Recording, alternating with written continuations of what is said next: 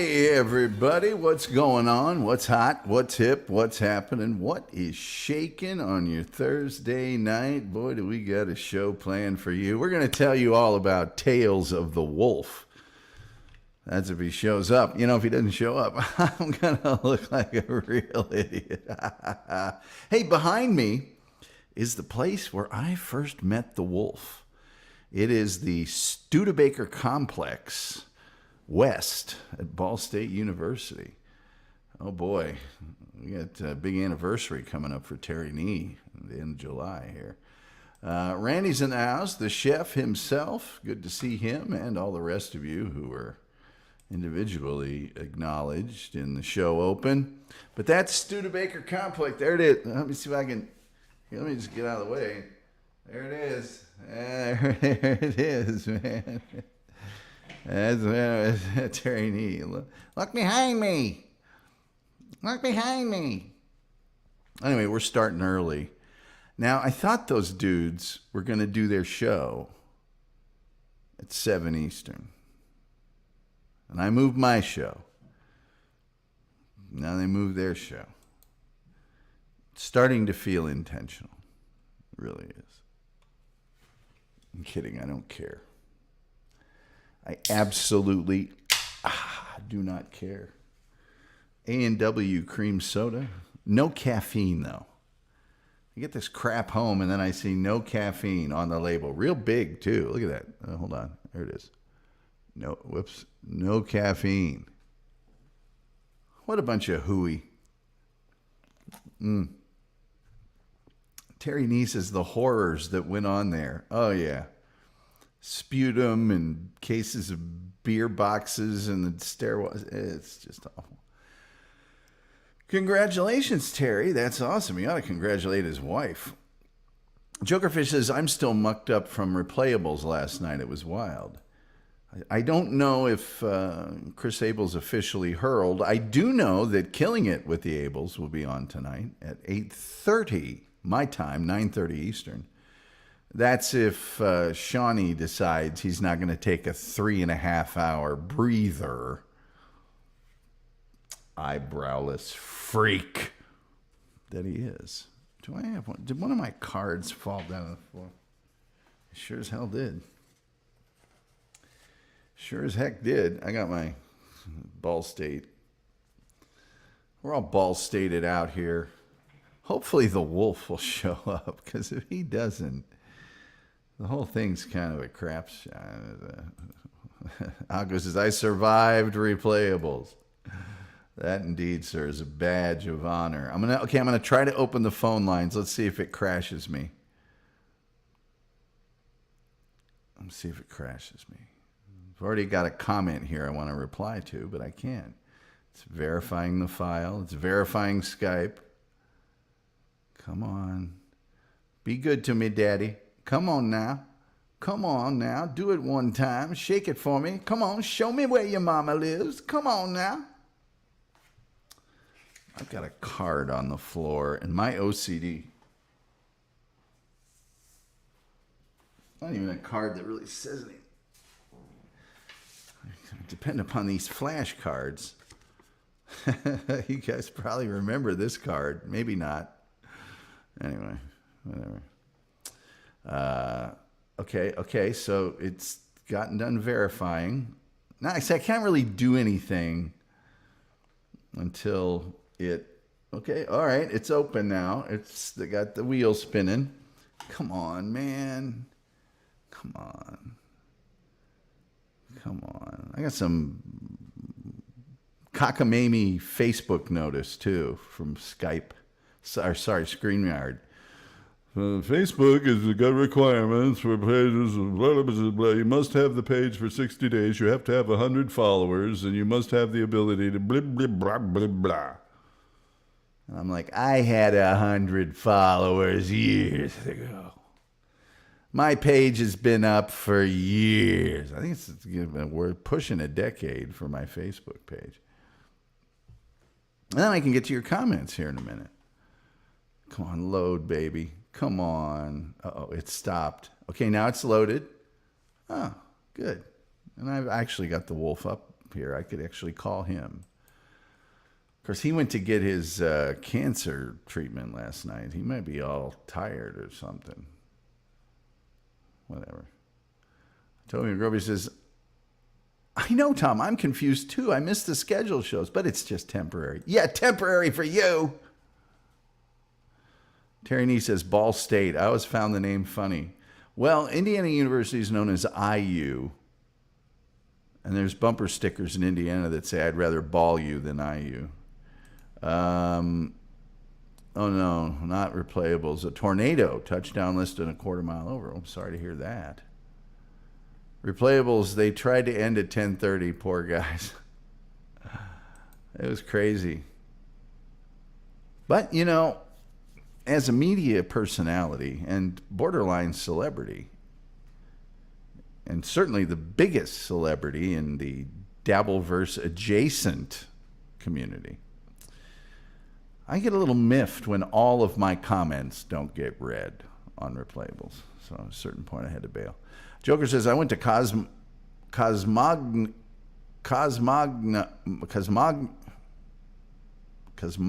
School. We didn't have sports teams. Well, there's some who would tell you neither did Ball State, but SG Fanboy said, I got a new tattoo yesterday on the back of my forearm elbow, which would be, I guess, right there. Every time I forget and put my arm down, oh, the pain, oh, the pain. I'd show Dr. Smith, but I am loaded. My very insufficient StreamYard ability to load images is all loaded up with wolf images. Ouch. That is an ouchie. Double ouch, as a matter of fact. Joker says, we love the wolf. Cosmetology, my bad, says Jokerfish. It's okay. Who would do that to Chris? I don't know. Haircut school. I know, look at my hair. Right? I'm pretty good these days. I did a good job this last time. Maybe I should do it again this weekend. Maybe I shouldn't let it grow out to Fonzie link like I did last time. But I think if I let it grow out longer, it's a little easier for me to cut. But I can't let it go as long as I did last time. It just wouldn't do. I'm so very, very sorry. Right now we got 14 people on YouTube, 11 on Twitter. Love you, Twitter. X, sorry, formerly known as Twitter. And if that's the way you want to watch it, we are fully in support of your viewing choice. But we're just saying, Twitter don't let you interact in the chat room. And if you wanted to, you could, like, share, subscribe, retweet, do all that stuff. Because that's free, and it helps serve the almighty algorithm. The almighty algorithm. But also, we have super chats in here. We've racked up $11 or something. No, I think we're up to like 25 this month. And but the big thing is that you can turn on your gifted memberships, and sometimes people gift, and then you can have a membership, and then you can watch whatever dumb movie I'm going to show on Sunday, and I don't even know what that is yet. Think about that. Damage report: the barbecue didn't survive. I had barbecue I had brisket last night. It was glorious. I was getting ready to go have it tonight, and I remembered I got to do a show. SG Fanboy says, I just shaved mine with a slant head safety razor. Well, I used to do just all over the same, and then I got hip.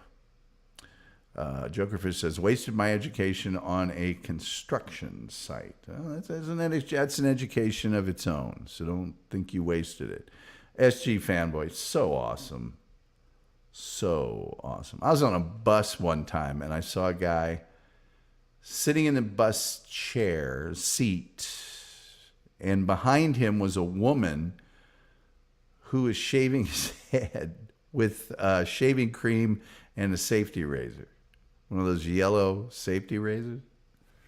It was the darndest thing I'd ever seen. And people were giving him static about it. He was cursing a blue streak, and I went, hey, leave him alone. He's getting his head shaved. What's the big deal? It's just the things you see on a city bus.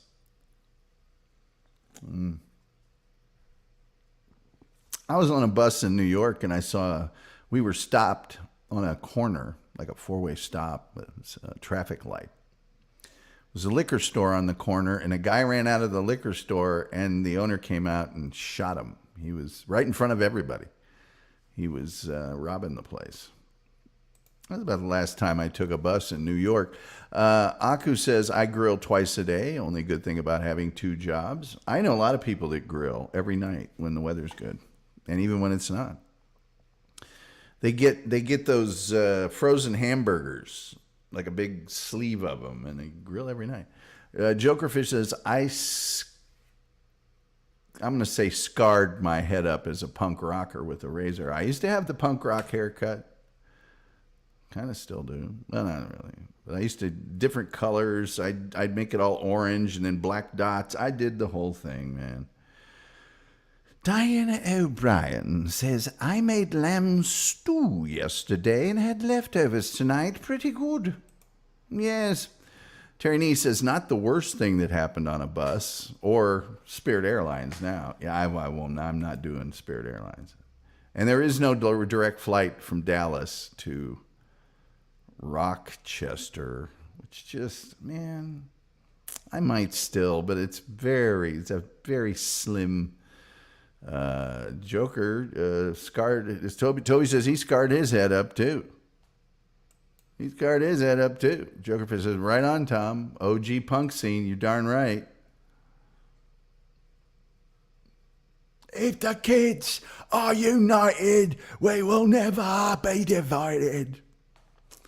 Jokerfish, SG Fanboy says to him, I have a spot behind my left ear that I have laid wide open. I don't know how many times. Wait till you get to be my age, and maybe Terry Nee can confirm that the hair that grows from and inside your ears is absolutely perplexing. Aku says, I don't care what the weather is. I've been out loading charcoal in negative 40 Celsius snowstorm. Well, Aku, it's interesting. And I'm glad you brought that up, because negative 40 Celsius and negative 40 Fahrenheit are the exact same temperature. The things you learn watching the Tom Gully Show, huh? Youth was fun. It was so fun. Terry Nee says, I grew up in an uptight WASP family. I could never go punk. I did see The Clash, though, in 82. Well, then you are punk. And Terry Nee, I grew up in an uptight Catholic family, and I went ahead and did it anyway. I was a rebel. The second I got out of the control, I did all sorts of, cool stuff. Jokerfish says, Toby, right on. Right on, man. Right on. I'm going to wait till a quarter after, and then I'm calling the wolf. If he doesn't call in, if he doesn't magically appear in the room. Clash in 82 is super punk. You're darn right. London calling. I'm lost in a supermarket. I can no longer shop happily. She's in love with the Jenny Jones, whoa. She's in love with the Jenny Jones, whoa. She don't like a barn job now. Well, you guys want me to give you a little taste of the wolf? I got my first tattoo when I was 16. My parents flipped out. Well, back then, yeah. I'm going to give you a little taste of the wolf, because it is show related and it is promotional. And you can get Tom Gully Show gear, but don't, because it's too expensive right now. I got to go in and mess with that this weekend, I guess. There's the wolf with not only a Ball State hat, but a Tom Gully Show baseball shirt. Look at that. Look at that. There's a look of shock upon his face. Skater punks. Surf Nazis must die. That's what I say. Surf Nazis must die.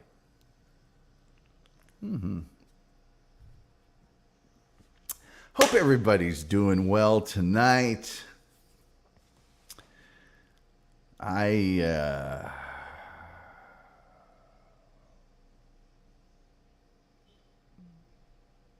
got to look at some Jaguars this weekend. And on Monday, the one I really want to look at, I can't see until Monday. That's the one I want. But I'll look at the other ones, just in case. How did he get the name Wolf? I'll let him explain that. He's got a couple other nicknames, Martin and Mr. Brown, which are bizarre stories we may not have time to tell. There's a couple of other photos that I want to wait and show him when he gets here. I guess I can show you guys right now because he's not here. Glad I didn't let that phase last too long.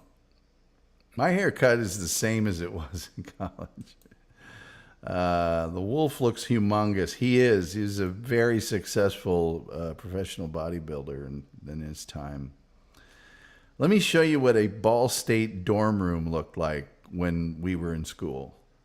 And this is what the Wolves looked like because he didn't have any extra stuff in it at all, except his incredible stereo. That's it, baby.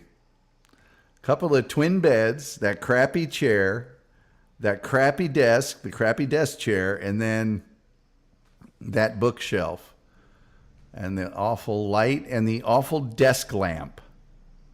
And most of it was from the World War II era. Let me take it down just in case he comes in, because I want him to see that. I'm thinking I should call him. I'm going to call him at 10 after. I'll call him in 5 minutes. And if there's no Wolf, well, I guess I'll just show these pictures and I'll feel stupid.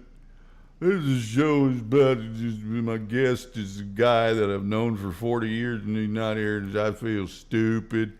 I would love to see a pic of Tom as a punk rocker. I think there's some that exist, but they're not in digital form. Was the Wolf an athlete at Ball State? He most certainly was. But then he stopped because the team was bad and the coaches were stupid. But then he just did bodybuilding. But in high school, he was a wrestler and track. I'll just tell you a quick story about the Wolf. I mean, back in the day, they didn't make university beds for tall guys. No, my head and my feet would be over the ends of the bed. So I had to curl up. But I was fast. I was pretty fast. I was faster than everybody except the super fast guys. The thing was, in soccer, I was the same speed with the ball as without the ball, which is very rare. I could control the ball at top speed. Not many people could do that. So we would occasionally, all the guys on our floor, get together and play a game of American football. Sometimes touch, sometimes tackle. Now, the first thing is, the Wolf, when he wasn't carrying the ball, which wasn't all that often, he could block 3 guys. He would just get into the blocking stance and push them all back one at a time because he was really fast and super strong. And he would be laughing while he did it. Just laughing. Okay, so if the Wolf got the ball in like a sweep, I would start over toward him and he would just be running, and it didn't look like he was running real fast. And I'd be running my top speed, and I'd be going, okay, I got him. No. It was just gone. It was because he's this giant guy with a super thin waist and tree trunk legs, giant shoulders and everything, gone. And he wore these giant, bizarre shoes, too. But he's still just gone. Gone. But he was really a tremendous wrestler and track and football. And a football player. And if he played football at Ball State. Fast smart or fast sports? I don't know what that means. But I was very smart. Goalkeepers have to be smart. But my first 2 years at Ball State, I played goalkeeper, and then the last I played forward. Because we got another good goalkeeper, and we needed field players badly. My first 2 years of high school, I played on the field, and then the last two, I played in goal, and it's a long story. Very long story. But, yeah. Yes, sirree. So what time we got? I'm going to call him. I'm going to call the wolf, see if he's around. Well, where did it? Oh, there it is. There's the wolf's phone number. Hope this thing doesn't crash. I'm hopeful that it won't crash. Let's just see, shall we?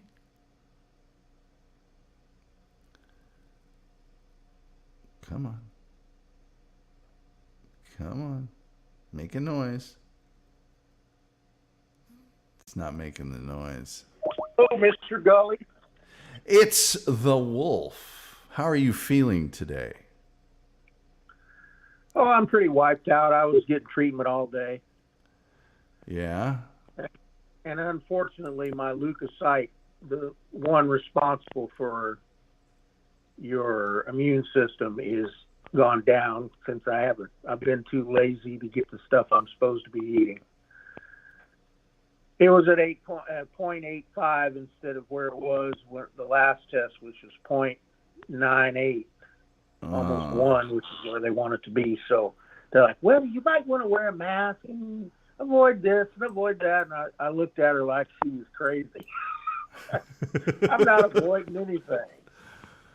Yeah. But I told her, I said, I'm not concerned about it. And I said, first, when I shop at 6 a.m. in the morning, nobody is in Smart and Final but me and the people working there. So I'm not worried about it.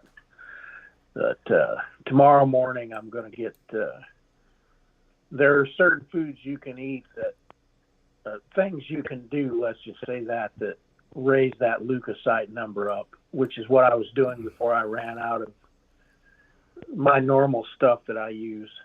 Is the gut buster at Flying Tomato one of the foods? Well, I can't really say because, they've almost gone out of business. I know. There's some left in Illinois, but that's it. And their reputation is garbage now. So I don't know what happened. It was so good. I'm wondering if it wasn't the lawsuit. They got sued by Garcia's restaurant. Yeah, I know. And then they also probably got sued by some people when the building burnt down. They were okay. Okay. Well, are you watching the show right now, or are you just on the phone? Yeah, I had to. Well, I'm on one of my phones, but I had to. I didn't come in when you started because I had to download it, and then it wasn't. For some reason, it got paused and wasn't installing, so I had to wait for it to install. Because I have some photos here. What do you got? What do you get? Well, I've got Studebaker Complex behind me right now. Wait a minute. I'm getting on my other phone. Let's see if I can actually get YouTube on it while I'm on YouTube.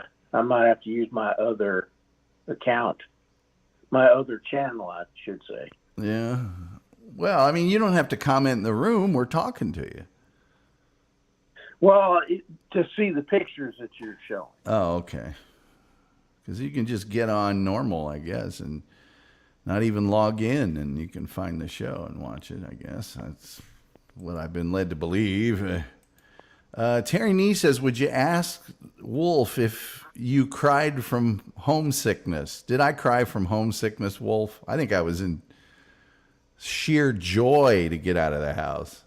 I don't think you were homesick. No, I was having too good of a time. My house was real strict. Ball State, not so strict.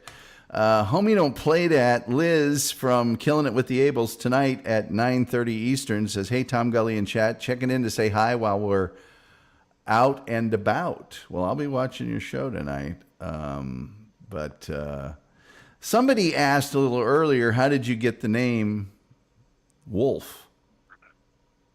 I got it from the mule. From another animal? Absolutely, another farm animal. Well, why did he call you that? So when we were playing football, Andy Sawyer, anybody that was going to hit me got destroyed. So I couldn't stop myself. You know, they do these at Ball State we call hamburger drills, but you're supposed to carry the ball and let them practice tackling. And I told the coach, I said, that's not happening. Nobody's going to get a free shot on my knees. So I told him, I said, I will run over you if you try to hit me in the legs. So I unfortunately gave some of my friends concussions. And I think I broke one of them's helmet too. I'm showing a picture. I'm showing a picture of you in your Kansas City Chief or something. No, maybe it's your Greencastle number 32 in white. Oh, you're showing the. Okay, so number 32 in white. You can hear that I have you on. Yes. Can you still hear me? Yeah. I can. Okay, yeah. I'm going to turn. You're fine. Oh yeah, they kept giving me 32 because they said I ran like, you know who, OJ. Yeah. Yeah.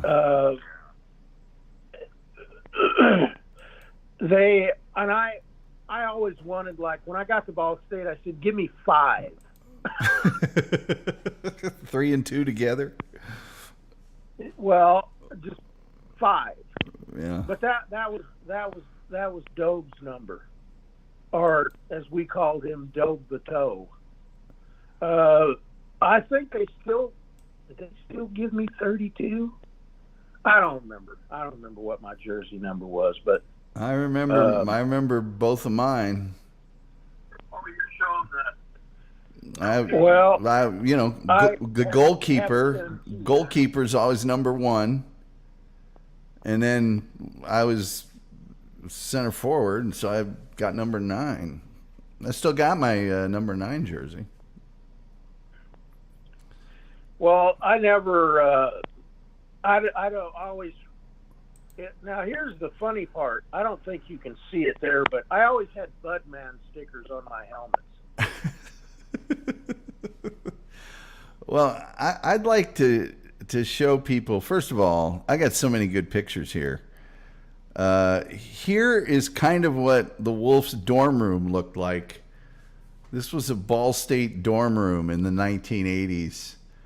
And it'll take a second probably to come up on your screen, but that was what the Wolves, other than his stereo, that's what it looked like. The 2 twin beds, the crappy lounge chair, the crappy desk chair, the crappy desk light, Yeah. and then the bookshelf, and that was it. And the closets that everybody hid in during the fires. Well, that's on the other side of the room. They didn't show that, but then the cement block wall, you can kind of make that out, but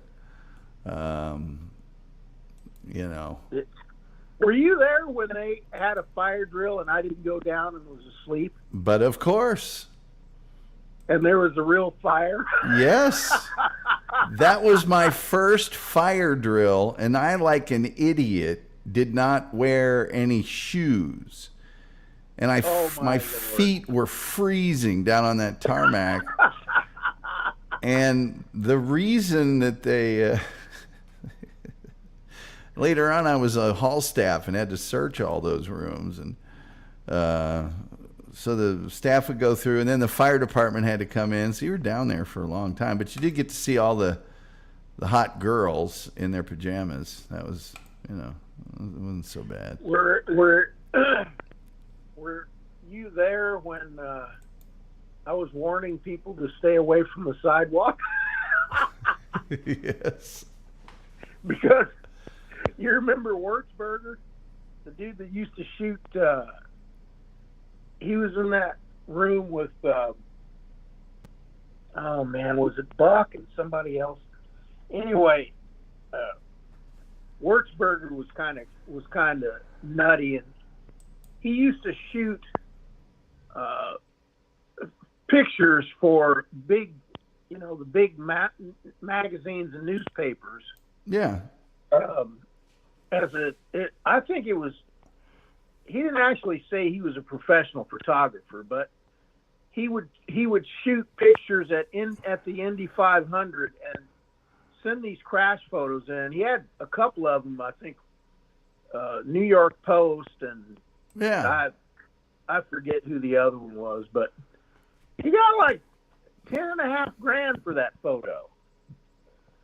And they used to go down, and of course we had the ice cream that was free. And they would load up, only they didn't load up to eat it. They loaded it up to put it in their refrigerator freezer so they could save it for fire drills. And they would, And they would hide in the closet, and then as soon as people were standing down under the, on the sidewalk and under the window, because everybody grouped together, it was usually freezing when it happened, but they would open the window and start throwing ice cream on people. From 9 floors up.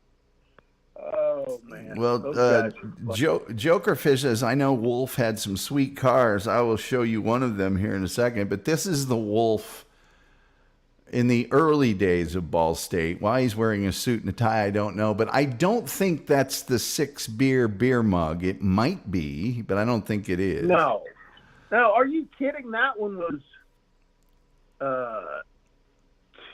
I want to say 2 feet tall. Yeah. No, it was 12 or I think it was 15 inches tall. Yeah. And it held, I want to say 80 ounces or 72 ounces or something like that. That girl in the blue shirt, I remember she was obnoxious as hell and at every party. I don't know where that party was at. That's some nice wallpaper, though. I think it was 2 blocks from the dorms. Over I can't remember. New York Street I don't or even something. remember that picture being taken, obviously. Yeah, that's a bigger fro than I've ever seen you with, actually. I have one, well, it's as long as it's going to get without straightening it or anything. I could have had it straightened then. I don't know. Now here's a picture of the Wolf running track. Oh, you have the one with that guy behind me that's in third place is John's older brother, Tom. I like all the people in the stands checking out what's going on. My dad used to go to the events. I can't believe he didn't take anything. My favorite sport was wrestling. I have no pictures from it. I have two letters. One was for track and one was for football, and nothing for wrestling. Though I lettered like 3 years in wrestling and went to semi-state and won the sectionals. I think I was second the regional or something. One of those bills where you have certain people who don't like the darker skinned folks. Well, it's Indiana, so here's a picture. Here's a picture of a young Wolf playing football. Oh, Lord. You talking about Pee Wee or something? The Kittens blank Beech Grove. Kim Warfield hustles around left end on his way for his second touchdown of the game. Warfield scored on runs of 30 and 60 yards to give Greencastle's Pee Wee varsity a 12-0 edge over Beech Grove. A few moments later, Warfield added the extra point. I don't remember that. I remember very little from Pee Wee. I do remember running a kickoff back 60 yards backwards, and when I came off the field, my dad was laughing, and he said, "Son, what were you thinking?" And I said, "Dad, I'm legally blind without my glasses." So, but I played all my sports without my glasses on. And I kept telling people, do not put me back to return kicks. Do not put me back to return punts. I can't see the ball. But I would go back, either go forward and pick up the ball that I missed, or go back and grab it and pick it up. And I still averaged 40 yards in return. So who do you think they're going to stick back there? Yeah. Man. So we're playing. I think it was like an exhibition game, and we were playing against the junior high team, and we were grade school. A jamboree? Was it a jamboree? No. Oh, okay. No. It was a exhibition against Speedway's junior high team, and I'm back there once again to return kicks, and they kick it, and I thought the ball was dropping right into my hands, and it went over my head. I ran back and grabbed it, and I was facing the wrong way. Well, I was always one of the fastest guys in the state, and even at that age, I'd set the junior high school record before I got out of grade school. I had the grade school long jump record. In fourth grade, I jumped 15 feet, and then they just had like a shuttle race and a bunch of junk like that. But I was always the fastest one. So I figured it would be quicker. Instead of trying to take the time to turn around and then get hit by everybody, I just said, screw it. I just run backwards straight down the sideline until I'm clear of these guys, and I outran everybody backwards. And so my dad, he just shook his head and laughed and said, son, what were you thinking? Well, so he didn't say good run or nice touchdown or any of that. He just said, son, what were you thinking? And started laughing. I don't think we have time to tell a bunch of Indy 500 stories, but we do have pictures. Here's you guys at the Indy 500. You're at the bottom with a hat that says one of a kind on it. I think that was, if I'm not mistaken, that was the year that Rick Mears won. One of the years Rick Mears won, and he averaged 205 miles an hour, which just freaked everybody out. It was awesome. Well, and Toby McGroby says, you mean legit backwards? Yes, he does mean legit backwards. Yes, I ran backwards 60 yards and outran everybody. This is a picture of the Deathmobile. For those of you who aren't getting the perspective, first of all, you can see a scaffolding some other people are sitting on, but you can see the rear of the car, and they're sitting on the top of the car in lawn chairs. Yeah, you have, is that, I don't even remember who, that's not Good Twin, Bad Twin on there. I don't even remember who those dudes are, but most of the guys were from Purdue's football team, that usually defensive linemen. Good Twin, Bad Twin were brothers that played defense. One of them was a tackle, and the other one was a defensive end, and they were like leading the Big Ten in sacks or something like that. But they were what you would just call, in one instance, they said the wrong thing to me, and John quickly pulled me aside and said, Kim, don't kill them. Yeah. They're just two dumb farm boys. And I said, they're two dumb farm boys that are going to die. Said, no, don't kill them. And later, things worked out. But we called them Good Twin, Bad Twin because Alvin was Good Twin and Melvin was Bad Twin. And Melvin would find kids and put them up to doing bad things so that they would get punished by their parents. And he was very devious. And Al was Mr. Goody Two-Shoes and always was smiling.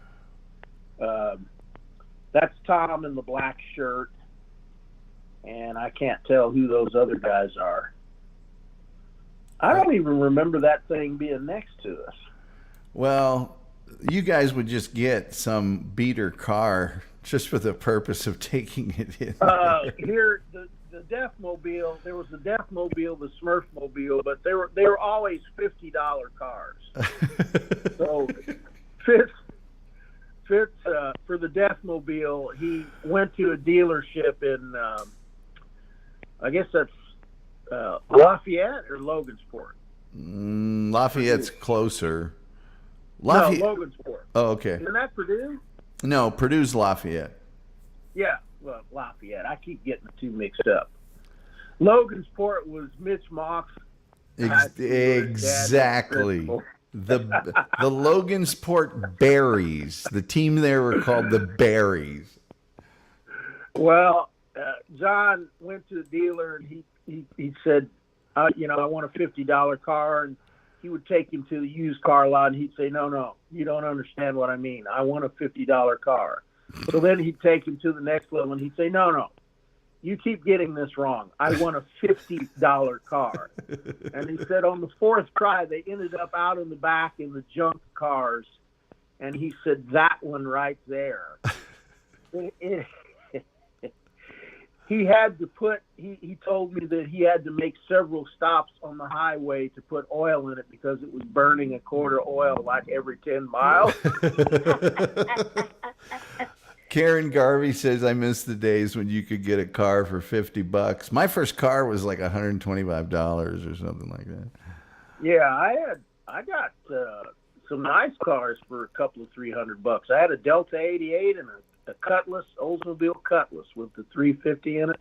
Yeah, my first good car was a Vega GT wagon, and it was $400. It was $400, and I drove it up to school and put it out in the freshman lot and left it there for 3-4 months and started right up. Reverend Wild Bill says the first Mustang was only a few $100s new when it came out. Yeah, back in '65 or whatever it was. Now here, Joker says we used to work on our cars. It was fun. Yeah, you could back then. But now here is where I want to get into some stories. This, of course, is the Chief. Oh, Lord. I was wondering if you're going to show that. In Speedos. There's two stories, and you can tell as many as you want, but there's two stories and of course, the Chief was your best friend or one of your best friends. Chief would I've known him since like second grade.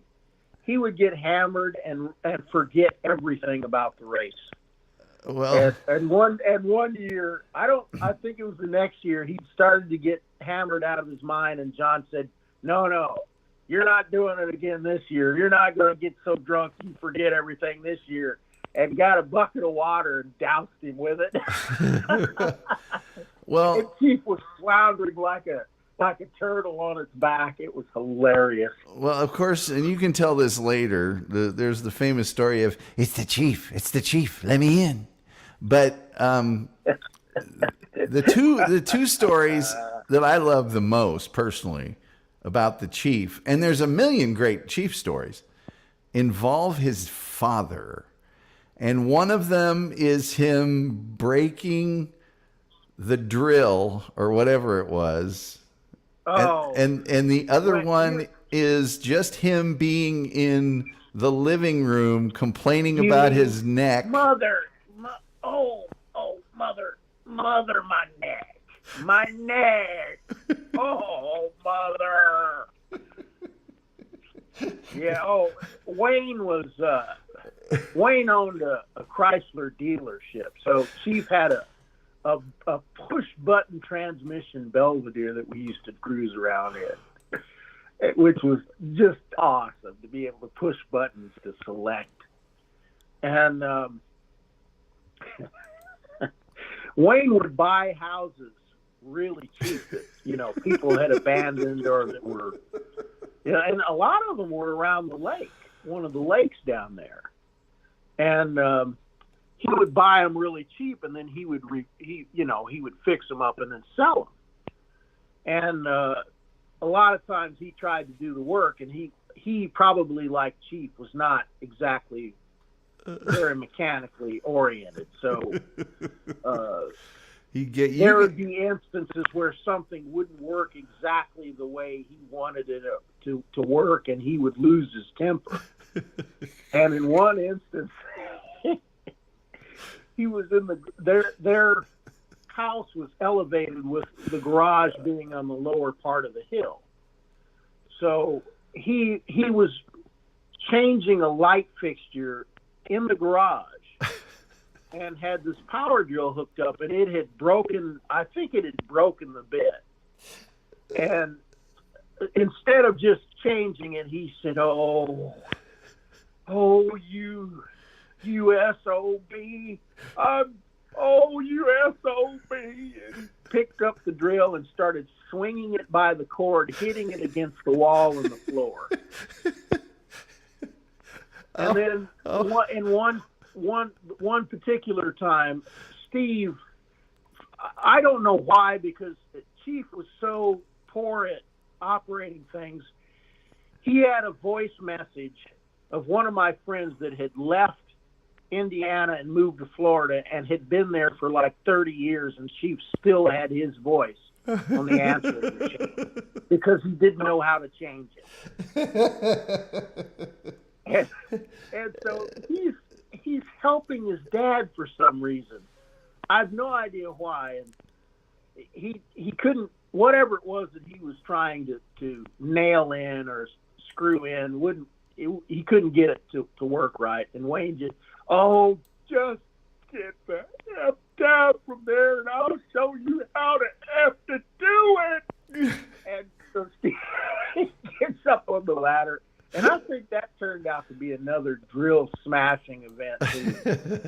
But I wish I could show you how to do it. I just wish I could get up there and show you how to F to do it. Steve got down and let him do it. Well, my favorite quote when he's destroying the drill is he's yelling at the drill, and if I'm not mistaken, he said, "I'll fix you so you never work again." Oh yeah. I forgot about that part. Yeah. You SOB, you SOB. You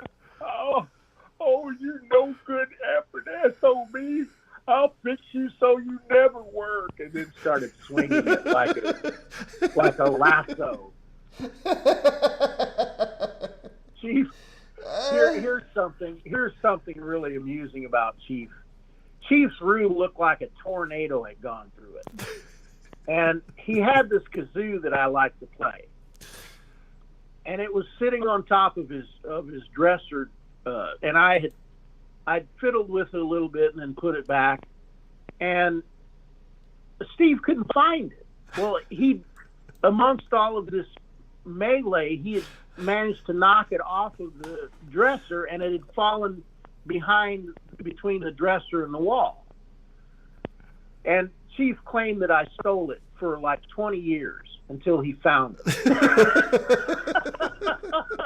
And I said, "Steve, you know me. Have I ever stolen anything or done anything like that?" "Well, you did this, and he finally, and he said, "Warfield, I found the kazoo," and I started cracking up. I would do stuff. Chief, whenever there was like a problem with the road or something and a line would back up, Steve would start hitting the horn to try to piss people off so that they would get even more frustrated. Well, Karen Garvey has a great question. So what did the Chief end up doing with his life? Did he end up a senator like Bluto in Animal House? No. Chief has money invested. Here's the best part. He's a house mother at the Sigma Chi at DePaul. And I said, "Steve, why would you pick Sigma Chi? They're the ones we are always in battles with." And he started laughing. All he does is he goes there and he's like the house director, and he has a free room that he hangs out in, and he just hangs out, has a cig, and probably drinks coffee. And Well, he was a chef or something, wasn't he, for a while? He had restaurants or something? he owned a restaurant. He worked for Bob Evans. He went to chef school in Louisville, and I would still cook stuff, and he couldn't figure out how I made it taste like that, or how he'd never seen it prepared like that. And he, I taught him a bunch of stuff. He also, for my favorite circus, Cirque du Soleil, he was the chef for them and traveled with them. Oh, wow. And Ringling Brothers as well. Well, Terry Nee had a 66 Ford Fairlane for $50 for 4 years and a Plymouth Satellite for $200, which brings me to one of the other things about the Chief. Not the greatest with directions or driving. Oh, no, that was me that wasn't the greatest with directions. Chief was a horrible driver. Oh, okay. You mean, what I call Your 11-hour trip from Bloomington to Green Cap, whatever it was. It was 13 hours. Ladies and gentlemen, this is a trip of about 70 miles. And because of that, Doug called me the great adventurer.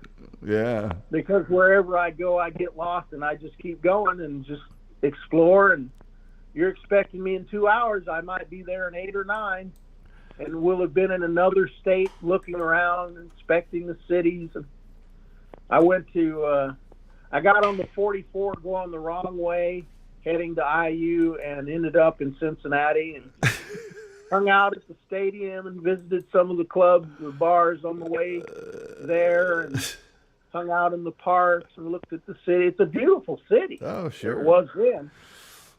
Well, one of the things that happened at Ball State was that... Oh, you want me to tell you about Chief's driving? If you want, sure. Because wasn't he following you one time or something? Oh, no. I'll give you that story, Chief. That was part of the 13-hour drive thing. I was going to see him. And by the way, we're in front of his house. They wouldn't allow people to park in front of his house with no curb. Right. And so they kept giving me parking tickets. And I drove off. I threw them up out of the window up into the air and laughed. 7 parking tickets. And Chief later asked me if I paid him. I said, of course not. I don't live in Indiana. Why would I waste time paying parking tickets for Indiana? Well, I had Steve in driver's ed, and I have so many good stories about driver's ed. Chief had a tendency to not be able to make turns. And so our driveway next to McAnally Center, one of the smaller ones, they would set the tennis courts up on it. But that's where we practiced parking, parallel, and, horizontal and all that stuff. And it was an initial kind of little drive around in there. And there were 2 ways to get into it, and one of them exited across from the lumber mill that I worked at. And there's a big hill in front of it, and then Walnut Grove. And so we exit the parking lot, and Steve turns the wrong way into oncoming traffic, and it's just a 2-lane road, and doesn't turn the wheel to get into the right lane. And so Bill Craig says, Steve, turn the wheel. Steve. Oh, I'm going to have to grab her. And grabs the wheel and yanks it real hard. And we go up under that hill and then back down off the hill. So when I call Chief, I go, Steve. And he starts laughing right away. Well, the fun part, the part that I was adding when he likes to honk the horn to frustrate people, I decided I was going to give him some of his own medicine. So when I left, we were both leaving to come back to Greencastle. I let him leave first and then followed him and got behind him and would start going like Duel. Yeah. with Dennis Weaver. Start going, beep, beep, beep, beep. finally he started like trying to wave me around, and I wouldn't go around, and I would just keep going beep, beep, beep. Eventually he started hitting the steering wheel and the dash. He was so mad. And finally he pulled over to the side of the road, and I pulled over with him and kept going beep, beep, beep.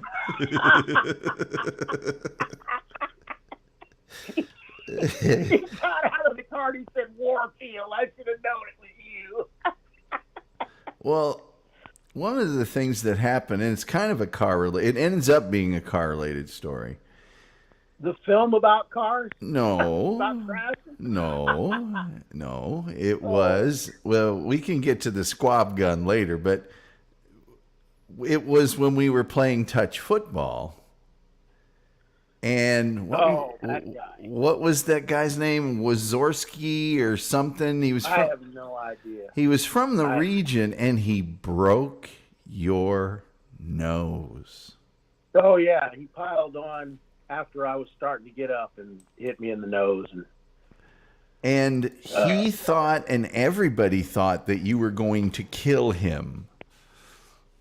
He would like not come up on the dorm floor that he lived on. Oh, you used to torment him, huh? Oh, yeah. I used to see him places and go, Warfield's coming over here. And he would leave. He wouldn't come out of his room if he thought you were going to lunch. He was terrified. You know what I did? That was the car that was left on the parking wall.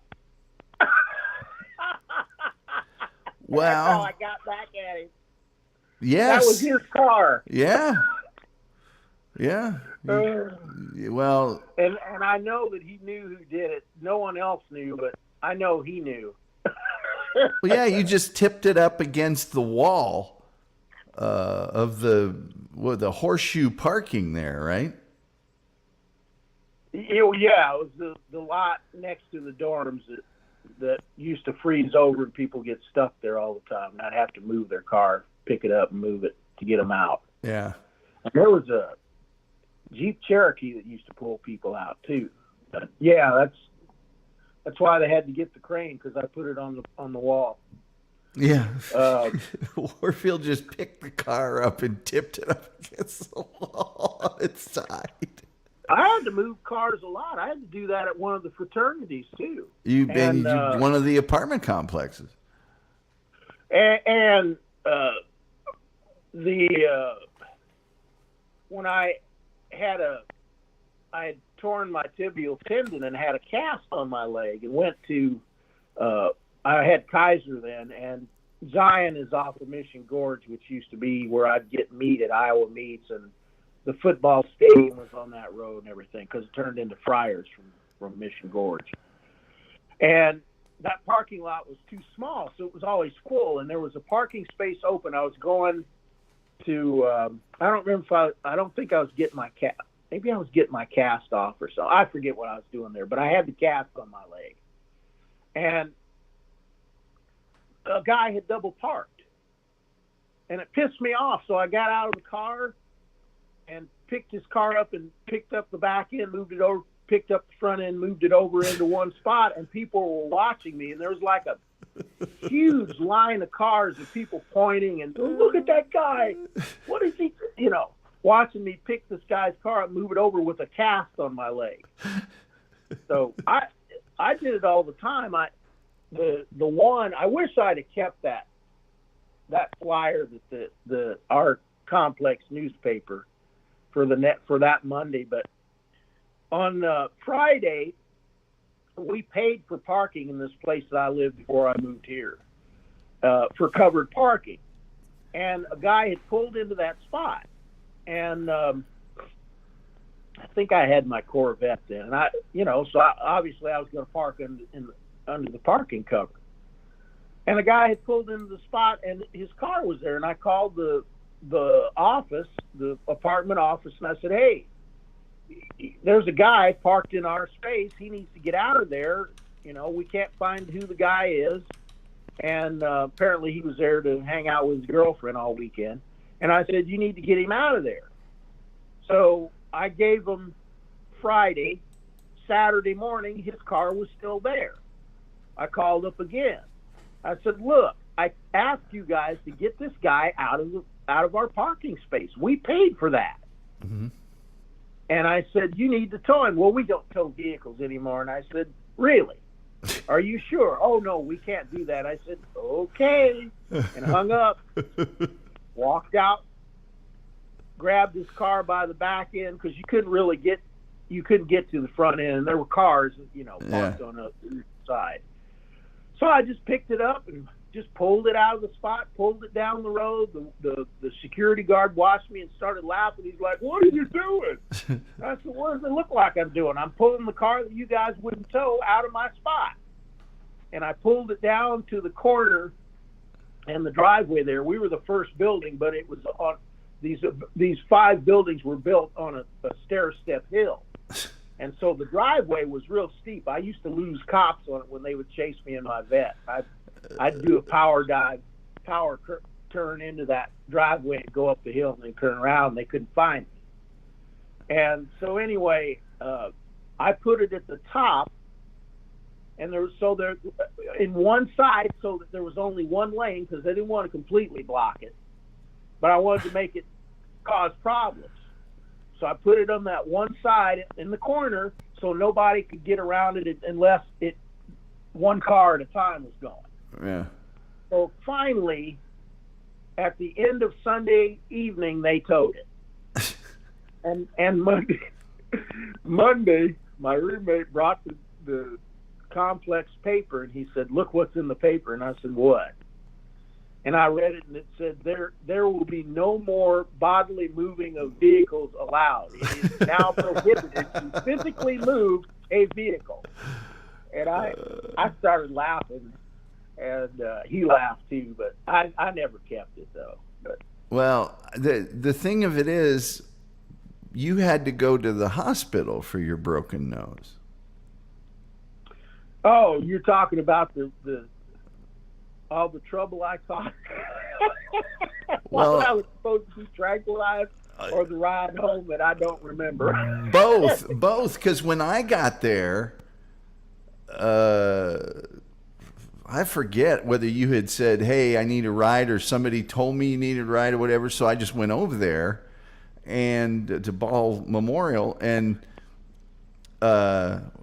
I could hear you on the floor. I didn't even have to go to the nurse's station and say, I'm looking for Kim Warfield. None of that. I could hear you. I was screwed with them the whole time. Oh, the entire time. I get in there. You're in one of those hospital gowns, which on you is like a bib. You know. And the nurses are half laughing, half shocked. And you're feeling no pain whatsoever. Oh, no, those things didn't work.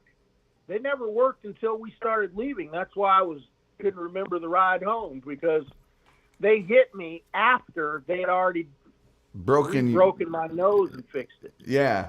So you finally get your clothes on. You got at least half of a roll of tape on your nose. I mean, they taped you up like crazy. Oh, yeah. And they packed it full of stuff, too. Yeah. So I had to drive your car, and the roads were just a sheet of ice. They were nothing but ice. And we get to that 4-way stop at the corner of kind of where Menk and all that was, on the opposite side. And we're going to park it. I don't know whether we were going to go out to the lot or what the deal was, but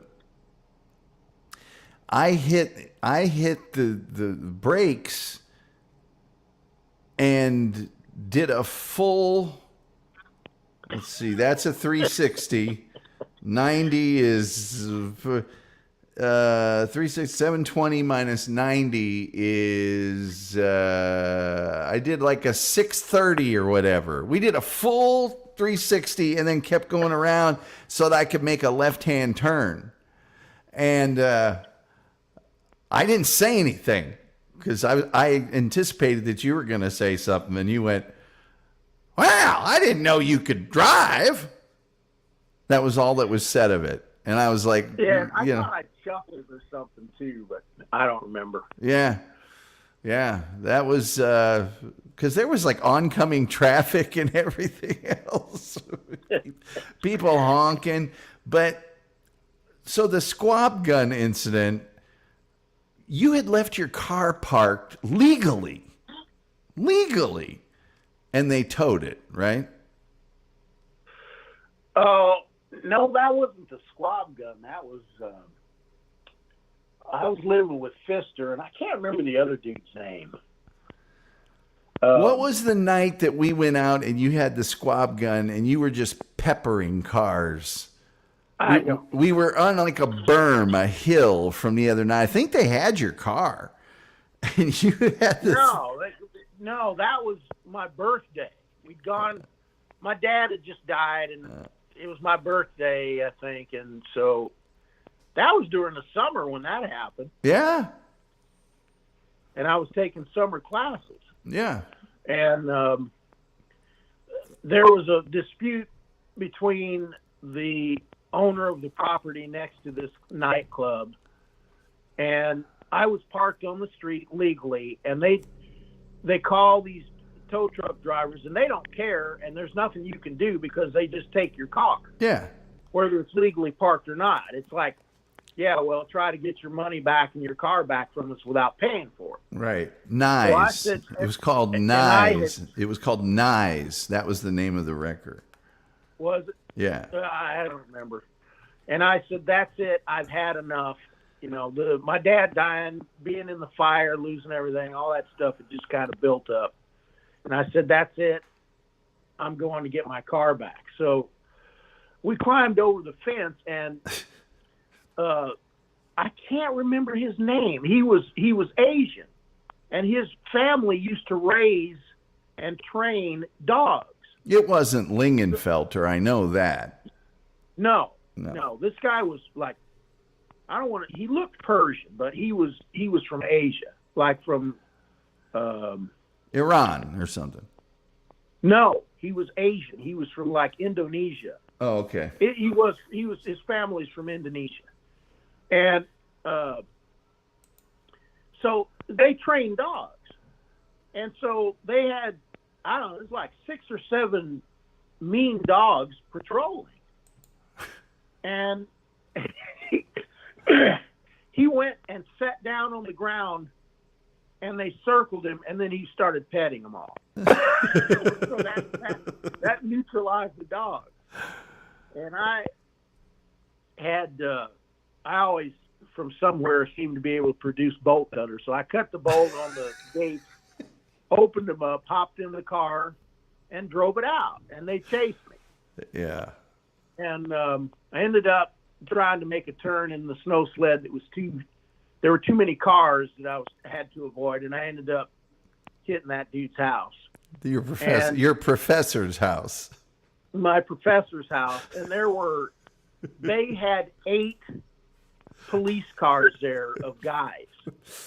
And I started laughing. I said, why do you guys have so many dudes? I said, if I really wanted to take you all, you wouldn't have a chance. And they start looking at each other worried. And I said, I'm not going to fight it. Just put the cuffs on and let's go. Yeah. We get to the police station, and I gave Fister and oh God, I wish I could remember his name.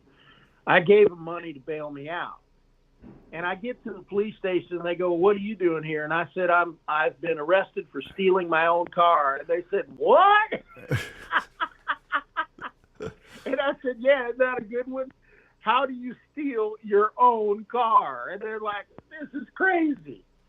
And they dropped the charges. They didn't even charge me for the car being towed and all that crap. I just remember, maybe it was the time you got your car out, but I know there was one time where you'd parked it, you were picking up a girl or something, and it was legal to park there, and it was in front of one of the dorms. And maybe you actually got the car back because we went back at a certain time. You were not happy. And we went back in your car, and you had the squab gun. And we parked across the street, And then we walked to this vantage point. We walked to this vantage point, and you had the squab gun, and you just started peppering car windows from across the street. And we did that for an hour, and you were just laughing your ass off. I think I took a couple shots. And we just shot windshields for half an hour. You're probably right, because there were always issues with parking with me. Just like parking in front of Steve's house that they were renting. Yeah. How do you give somebody tickets for parking in front of their house and there's no curb? I don't know. So wherever I went, that's what caused me to pull all those signs when I went to oh, that's right. ISU with Decker. We're going to get pizza, and we run into this girl that went to Clover, a school that was 5 miles from us, and I knew her from track. And Decker was a good-looking guy, and ripped and all that stuff, because he was taking clenbuterol for his asthma, and he'd wrestled and stuff, so he was about 6 foot and had real thin waist and broad shoulders and all that. And feathered hair, clean cut guy. Yeah. And so women liked him, but he was too dumb, wimpy to do anything about it. Yeah. So I was always pushing him into situations where he could score. And we were in the lot, and she wanted to make out with him in her car. So I said, "Go ahead."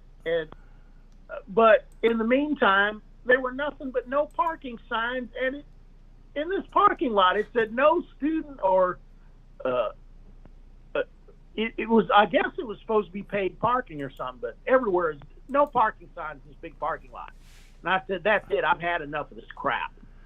And these things were sunk into the ground with like 3 feet of concrete around the base, and then they put them in that concrete, and then they cover it over with dirt. Yeah. And I just pulled them, and some of them were cemented over. I just pulled 30 signs out of the ground and threw them in a big pile and scared Decker. I threw one on his car.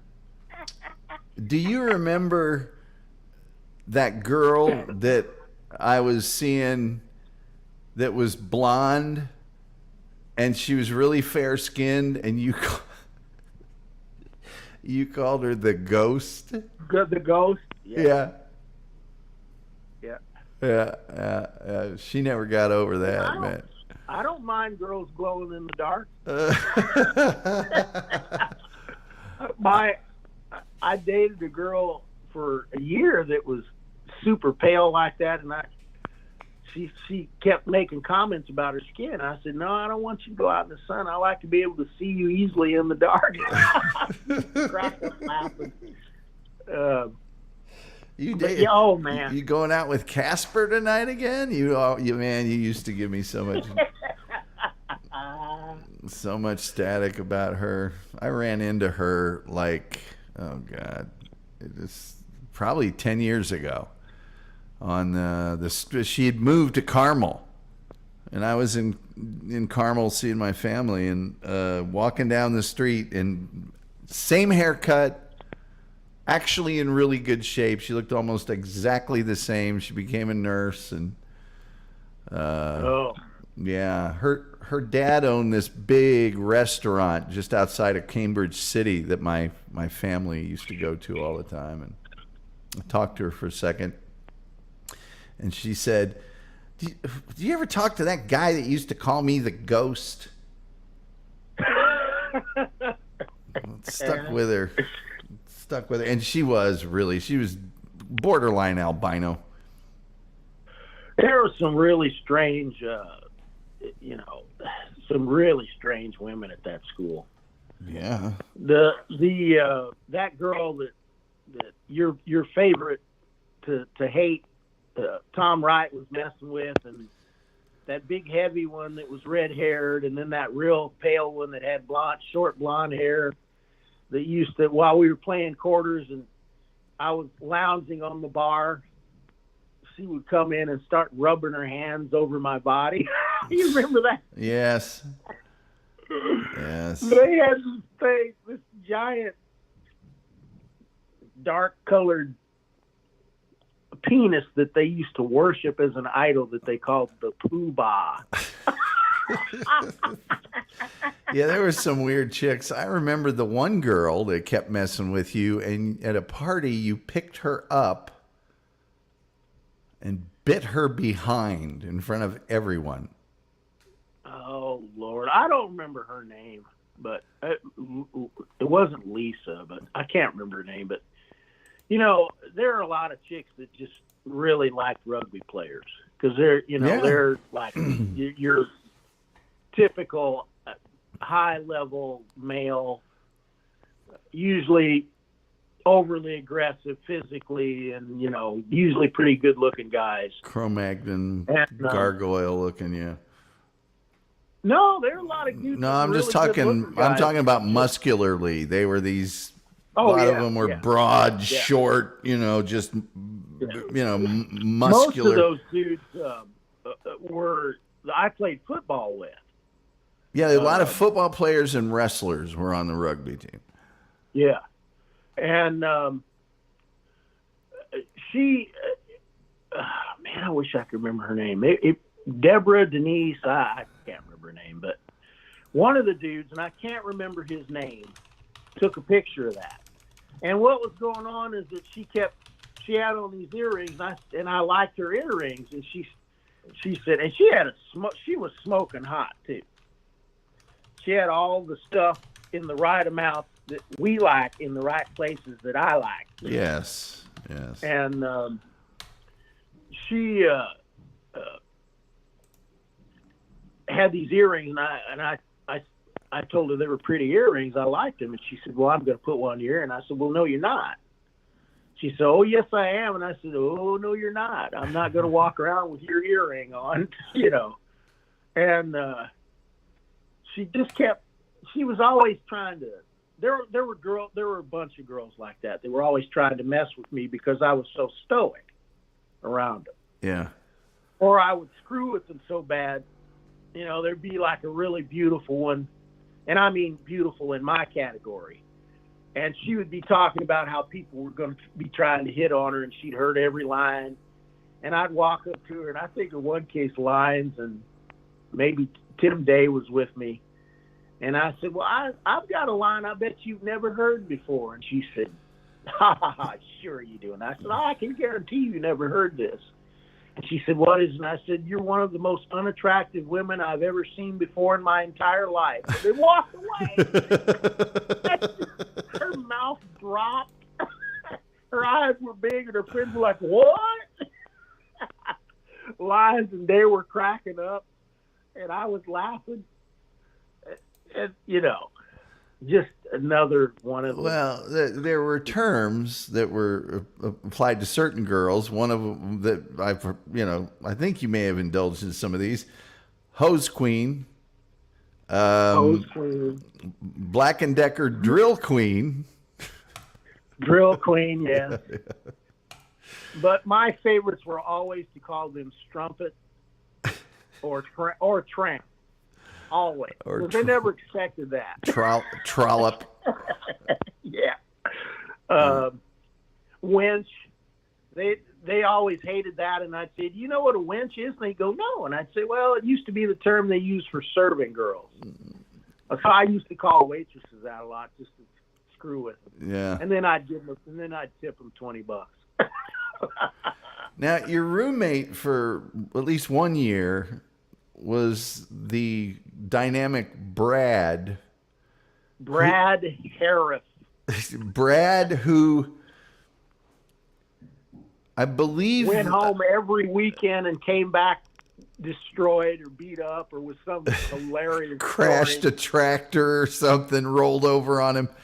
But I think that the thing was that Brad liked to crash wedding parties. Yes. The reception afterwards, so he could get free food and booze. Yeah. And so every weekend, I said, "Are you kidding me, man? You got that many weddings in your town?" He go, "Oh yeah, and I don't have to know them. I'm just going."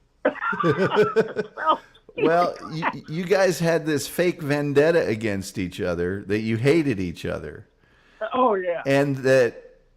He wrestled. We both wrestled, but he wasn't any good. Right. Well, he went to a school that was pretty good, but he wasn't pretty good. And yeah, I don't even remember what school he went to. He went to Decatur or Decatur Central or something like that. But I think the thing was, because he had no money ever. And oh, you mean the contract? Yeah, the contract. Because I said, I'm the poorest man on campus and you're the second poorest. And he said, man, I wish I could hire somebody to kill you. And I said, how much you offering for that contract? And he said, $1. And I said, I'll take it. Yeah, it's like he was going to have you killed for $1. The only person that would do it would be you. If he would give me $1. Yeah, the only person that would take that contract would be you, and you were so poor that you couldn't afford to turn it down, and you'd have to kill yourself. Oh, man, he was funny. And whenever you'd see him, you'd be going to class, and if he was coming from a class, we'd both just start laughing because he actually went to a class. Yes, he did the same thing with me. I'd see him coming back from a class with his brand new notebook, 3/4 of the way into the year, and it was never open, no notes taken, and he had some book in his hand. And every weekend, that one weekend, he came back. And he was stabbed up, huge scabs on his nose and his forehead and his cheek. He went to a reception, got drunk, and fell out of the truck as it was going down the street, and there was a passenger in the truck. The other funny story he had was about stealing the dump truck. Yes. And crashing into a bunch of stuff, and he was with his brother, and they got caught because his brother's wallet fell out of his pocket and was sitting in the driver's seat. He's stealing a dump truck and he leaves the wallet. Karen Garvey has a very good question. Did Brad make it through college? Brad made it through 1 quarter, 2 quarters, something like that. I thought he might have been there the whole year, but maybe not. No. I guess I do kind of remember him finally just saying, forget it, Yeah, he was there for, he replaced the 12-string guitar player.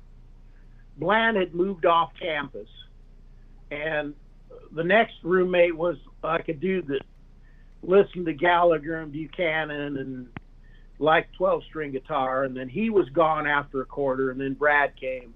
And so Brad was there for winter and then spring, and then he was gone. Okay, that's what I remember. And then I moved off campus. Yeah, poor Brad. There's just no way. But I think his family had a big farm or something, and he was going to work on it anyway. I mean, it wasn't like he was crazy about, because he took business, I think, was his major. So he didn't have any giant passion to be at school. He just wanted to get drunk all the time and have, he wanted to party. Yeah, and there's nothing wrong with that. He'd wait so that he could try to attack me because I told him he was a pathetic wrestler. Oh, that's right. So I'll show you, and I would always beat the crap out of him. But so he would wait for me to come back from working out because he knew I did insane workouts even then. And I'd pretend like I was destroyed and just could hardly move, and then he would attack me, and I'd crush him. Well, and he'd also wait until you'd had a bunch to drink. And he'd try. I mean, I was in there for countless times when he would try to attack you, because the worst part of him trying to attack you would be he'd be drinking too, and he would tell you over and over again, "I'm going to attack you," and you just would, and he'd come over and try, and you would just grab him and throw him back onto his bed. And sometimes you would let him like try to get you and ready to do a flour sack cradle or whatever he's trying to do, and you would just tense your muscles up and go, "Okay, are you doing it yet?" Are you doing it? You just let me know when you're actually doing it. But he was a fun guy. He was a good guy. He didn't have a He mean. was a blast. I wish he would have stayed longer, because we just were on.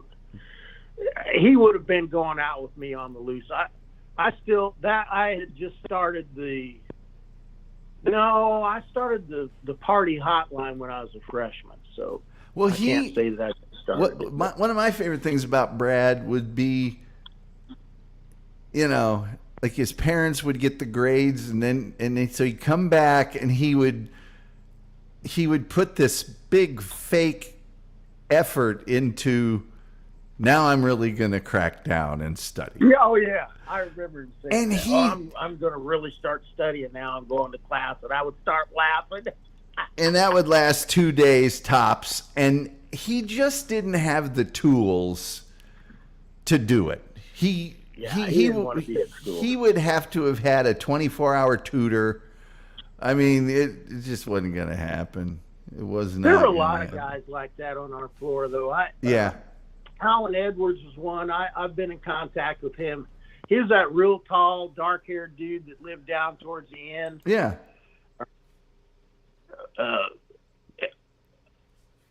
He was on, I forget, I think I accidentally saw him or something on Facebook, or he saw me and sent me a message, and I contacted him, and I still say something to him every now and then. And the troll, Bill McCarroll owns a bar or restaurant bar or something like that, and has a distillery. I thought that was Buff. No, it's Bill. Oh, okay. Because Buff, good Lord. First of all, who allows himself to be called Buff? Buff. That is his actual name. That's his actual name. And then everybody always made a big thing about Buff. Oh, he's the greatest. And I always thought that is a slack-jawed idiot of the highest order. Yeah, I remember you saying that all the time. Now, what an idiot, But yeah, I was always like, "What? That guy's the dumbest person I've ever met." And he had that look on his face. That he knows where Lingenfelter, or at least Lingenfelter's changed his name, and he said he knows Ling's new name. Well, but see, Buff had that goofy look on his face, like a grouper fish, and but Bill was super smart and super talented. He was a musician. He got straight A's. He was and a super good guy. I mean, one of the nicest people you'll ever meet in your life. And we were always at each other. He would try to. I tend to dominate people even when I don't want to, and he would try to push back against it and be abrasive, and I would just laugh at him. Well, yeah, Bill liked to trade jibes with people, and with you that wasn't a good idea. And I remember him being so drunk off Guru that he lost motor skills. Well, he wasn't alone there. And the next day he was like, "I don't understand it. I just had 2 beers and a couple of 3 Gurus, and I forgot. I don't remember anything." And I started laughing. 3 Gurus is a lot. 1 Guru is a lot. I used to give those during the summer. I used to give those to Bland. No, that was during the year, because Bland didn't go to summer school. But when I had, of course, the greatest schedule known to man, I was off all day, and that house that we had rented from, I forget his name, he was a wrestling coach. That house that we had rented had a barbecue on the side of the garage, and with a roof over it, and it worked off the house gas. So I would finish I had, I think, an 8 o'clock and a 9 o'clock, and then I was done for the day. And I would go to Mugley's and usually convince Bland that he needed to join me at Mugley's and drink $1 imported beers And then we would go to Butterfield's. Oh man. And have oh no, I'm sorry, I got that out of order. We'd go to Bagley's and have margarita pitchers, and of course theirs were like water compared to mine, but we did all that after we stopped at the house, and I barbecued and made giant, jumbo strawberry margaritas. And Bland would have one and go, Warfield, man, we gotta go. I won't be able to drive if I drink another one of those. And I go, oh, come on, Bland, don't be ridiculous. You just had one margarita. Come on. He goes, no, man. And then I would go, all right, well, I'll drive. So we'd go to Mugley's and have their weak 32-ounce pitchers of margaritas, and then we would go to Butterfield's to finish off the night with 50-cent beers, and I think it was $1 for all you can eat chicken wings or something like that. Well, yeah, they had some wild. They had a wild chicken wing special there. I was just about to mention that. Yeah, and that's how we ended the evening, virtually every day. And then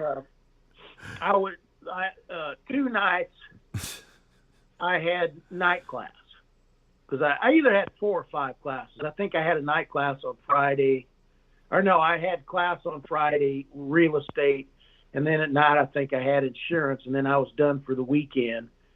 And then I think I had a night class on Tuesday and Wednesday, and then Thursday I had nothing. So, I mean, I had nothing but time all the time. And,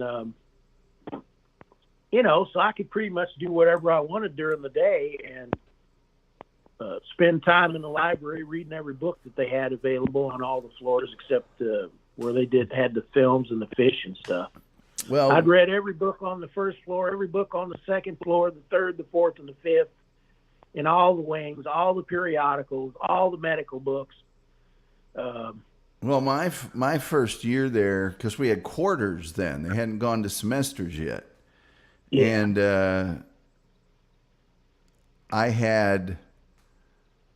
the first quarter was, because I had 3 or 4 hours of this every quarter. The first quarter was soccer.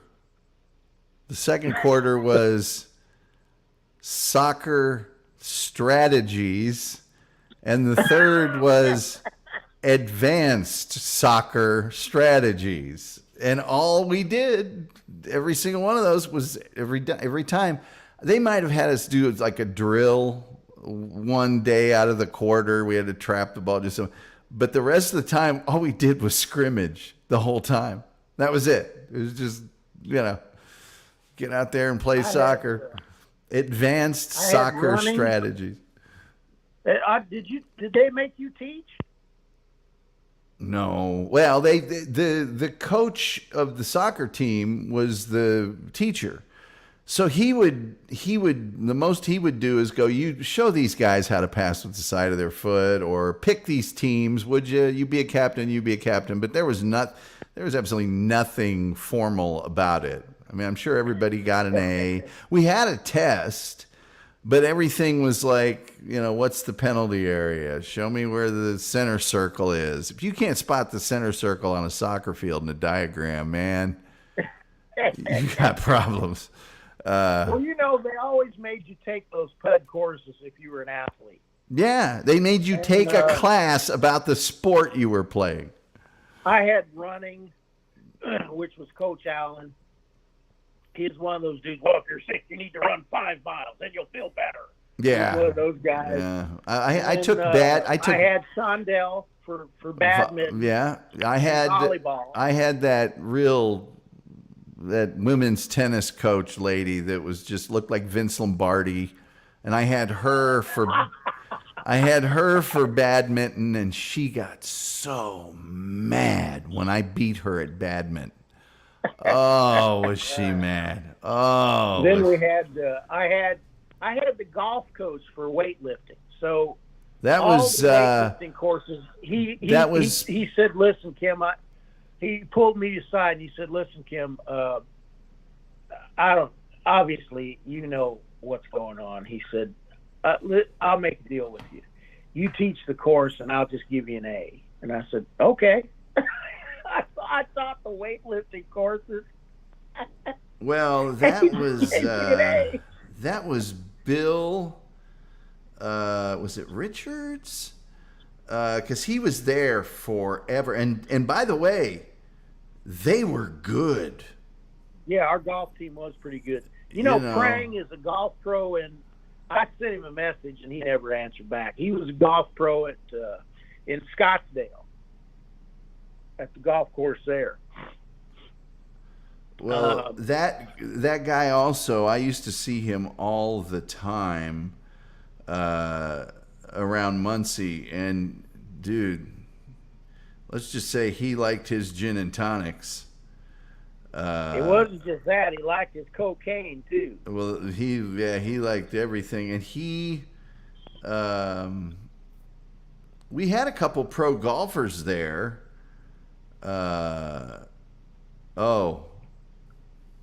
It wasn't Earl Yestingsmeyer. It was the guy that was after him. But I think it might have been Bill Richards, maybe, or something like that. I can't remember his name, but yeah.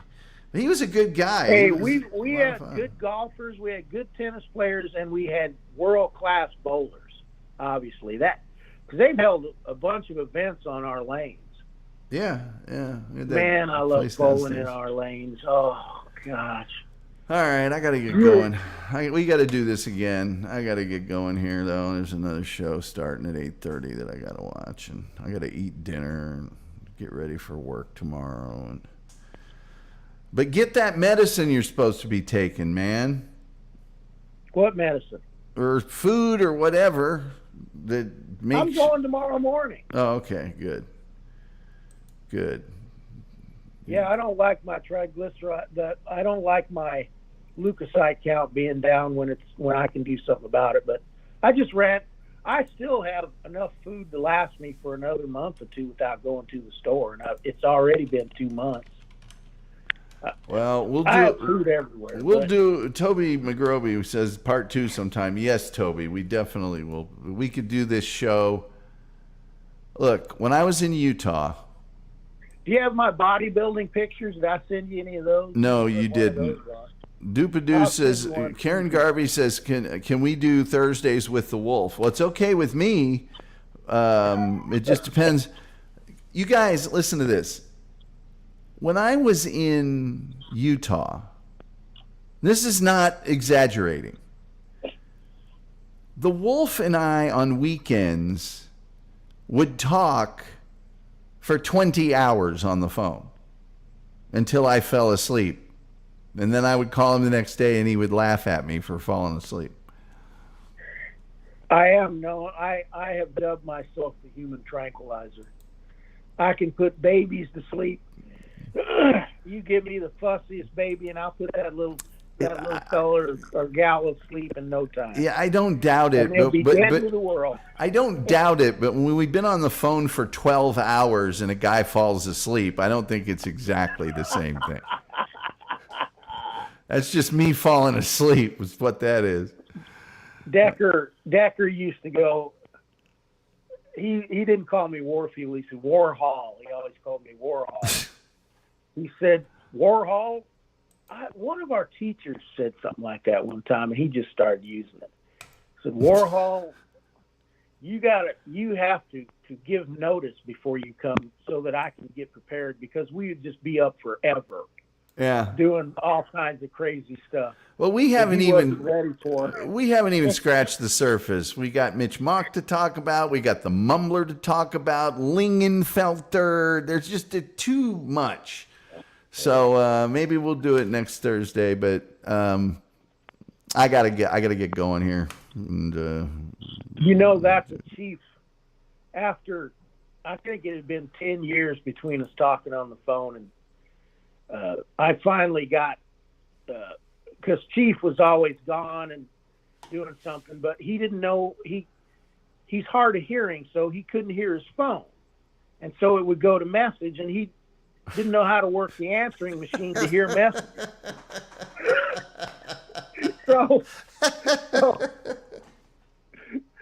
so I could never talk to him. And when we finally talked after like 10 years, it had been like 5 or 10 minutes, and she goes, "Well, I got to get going."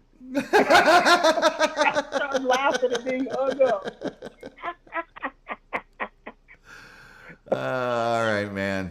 You have a good one. Get better, and we'll all be keeping good thoughts for you and talk to you later. All right, adios. All right, man. Bye-bye. It's the Wolf. Man, you just meet people in your life that are so awesome, and the Wolf's one of them. I'm so lucky to know him. That's going to do it for tonight. You guys need to get over to Killing It with Abel's. That's where I'm going to go. I'm going to eat my dinner and do all that stuff. Appreciate all of you being here. Thank you so much. And, we'll do a show Sunday. I don't know what movie we're watching, but we'll watch something. And with all that being said, I guess the only thing left to say is, till next time. We'll see you next time.